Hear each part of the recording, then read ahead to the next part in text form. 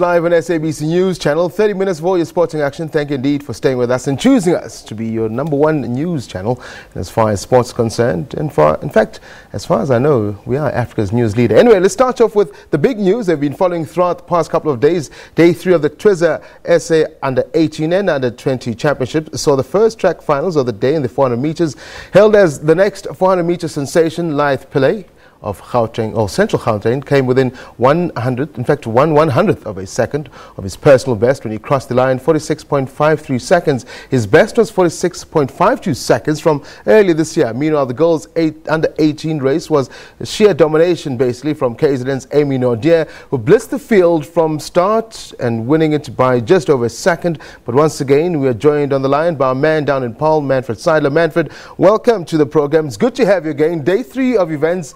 But the big news is Dane Roets' SA record in the shot put. Yesterday we were speaking about the pole vault. The kids are doing a great job. Yeah, look, Tabisa, thanks again for having me. Yes, yeah, it was. We kind of had an inkling that Dane Roets would do something special in the shot put on day 1, which went 17:04 in the heats. And of course, when you qualify, you literally just they set a qualifying standard 17. It was under 17 meters, and she in the opening round 17:04. So we had an idea that something special was coming, and we thought that maybe she'd get the record today, but it was kind of like a hazard of a guess. But she didn't just get it; she smashed it. She took the record from 17:52 to 17:69. That's a 17 centimeter improvement. So that's a massive performance, and. Yeah, Dane won the Olympic Youth Championships bronze medal yesterday. So, it's, a huge talent there. And as you say, I mean, we are looking at these youngsters to carry the flag going forward, and there does seem to be some bright sparks coming through.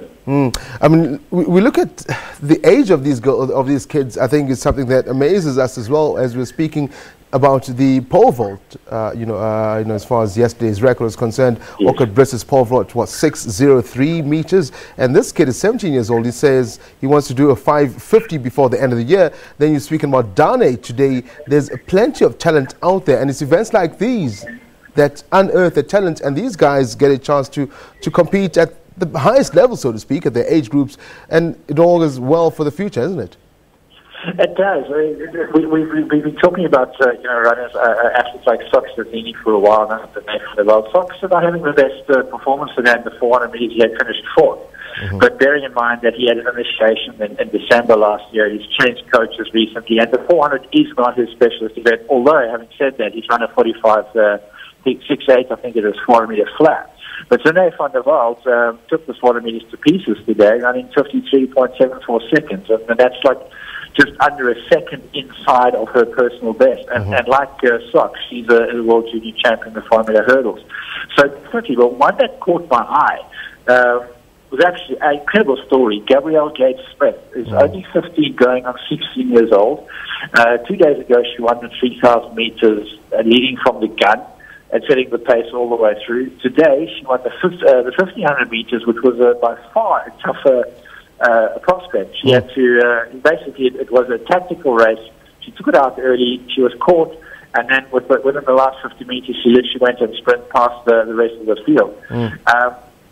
Not yet 16, and already won a double like that. The interesting thing is that she just since the beginning of the year started training with the legend Johan Fourie, and clearly that's making a difference. So absolutely, Tabisa, there is some real good talent coming through.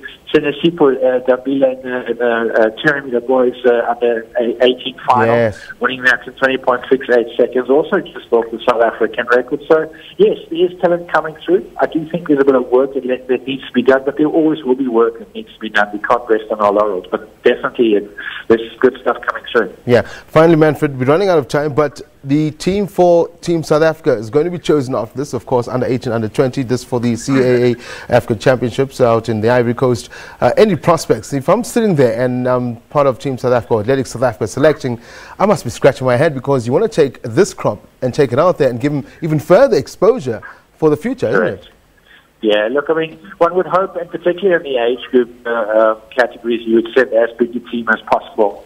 You want to expose as many kids as possible to international competition, because this was the first taste for many of them, and we've spoken about this, as to, you know, organisation, being here on time, travelling, being away from family, different food and so on and so forth. So the next step would be an African Championships at the Ivory Coast, and you know, this is where the Akanis and the Roets and the Customs, that's where they started. They started here at the junior and the youth, and then they went to the international junior youth, and next thing you know, they're performing on the global stage. So one would hope that South Africa would send the biggest possible team. Yeah.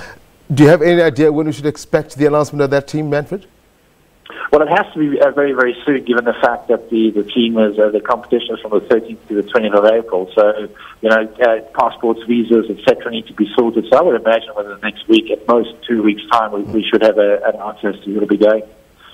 Manfred Seidelr, independent media analyst, speaking to us from Paarl, there where the Twizza Athletic South Africa under 18 and under 20 championships are currently underway. Thank you indeed, Manfred. We'll catch up with you tomorrow on the final day of the event, and of course just wrap up on exactly how everything went, to hopefully speak to Athletic South Africa himself, President Alex Kosana, who gives us an insight on how he thought the championships